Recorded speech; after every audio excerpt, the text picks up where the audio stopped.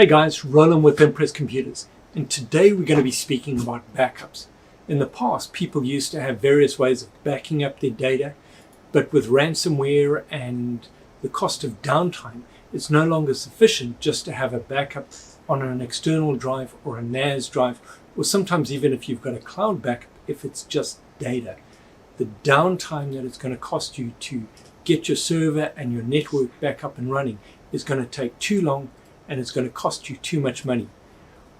Here at Impress, when we're managing your environment, we're able to use Acronis to create a backup disaster recovery image, both locally and in the cloud.